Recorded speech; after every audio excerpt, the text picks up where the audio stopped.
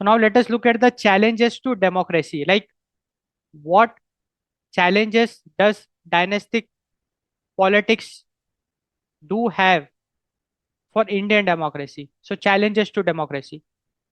So the first challenge is the erosion of meritocracy. मतलब अब dynastic politics की वजह से मेरिट को इग्नोर कर दिया जाता है। जो लीनिएज होते हैं they often overrides individual competence, discouraging fresh talent and grassroots workers from rising through party ranks। तो ये एक बहुत बड़ा पॉइंट है। देखो डायनेस्टिक पॉलिटिक्स की वजह से क्या होता है कि जो फैमिली सत्ता में है उन फैमिली के मेंबर्स को, नेक्स्ट जनरेशन को एक बहुत बड़ा फेवर मिलता है, जिसकी वजह से जो सही मायने में कंपटेंट है, जो फ्रेश टैलेंट है, ग्रास रूट वर्कर है, जो सही मायने में कंपटेंट है, उसको इग्नोर कर दिया जाता है। एंड जो पॉलिटिकल फैमिली का जो भी वारिस है उसको एक फेवर दिया जाता है। So that is the erosion of meritocracy. मतलब मेरिट के बेसिस पे नहीं, बल्कि डायनेस्टिक पॉलिटिक्स मतलब कि पॉलिटिकल फैमिली, एक तरीके से आप नेपोटिज्म भी कह सकते हैं, उसके बेसिस पे उसको चुना जा रहा है। Second challenge to democracy is the weak internal democracy among the political parties. So the point is the dominance of family high commands। देखो बात ऐसी है कि अगर हम पॉलिटिकल पार्टी की बात करें तो वो पॉलिटिकल पार्टी एक फैमिली की नहीं हो सकती है, क्योंकि पॉलिटिकल पार्टी में बहुत सारे मेंबर्स होते हैं जो चुनाव जीतते हैं। तो वो सारे मेंबर्स एक एक ही फैमिली के तो नहीं हो सकते, सब अलग अलग फैमिलीज के हैं। तो अगर मान के चलिए कि एक पॉलिटिकल फैमिली है, लाइक फॉर एग्जांपल अगर हम शिवसेना की बात करें, बाल ठाकरे, तो उनकी फैमिली है।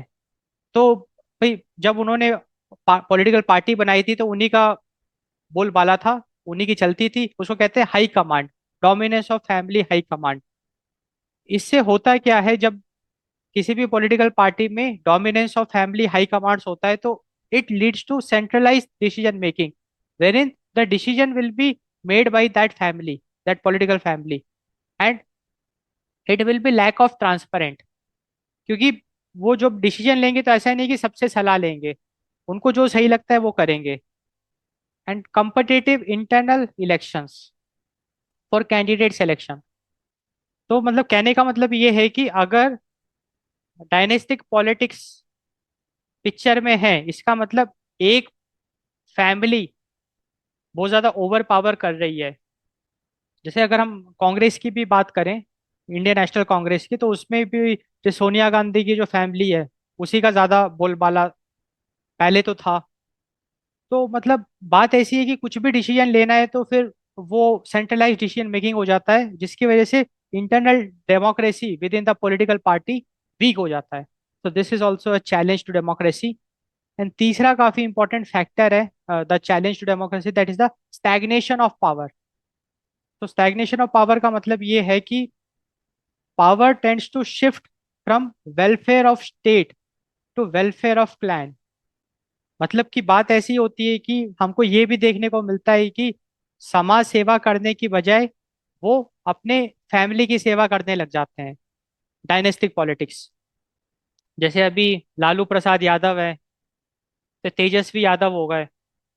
तो अब ये लोग लाइक काफी सारे स्कैम करते हुए पकड़े गए। अब लालू प्रसाद यादव तो जेल में भी हैं।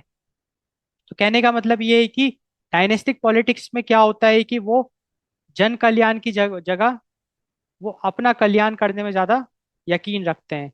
And it leads to reduced accountability, increase the risk of corruption और cronyism. So these are the challenges to democracy by dynastic politics।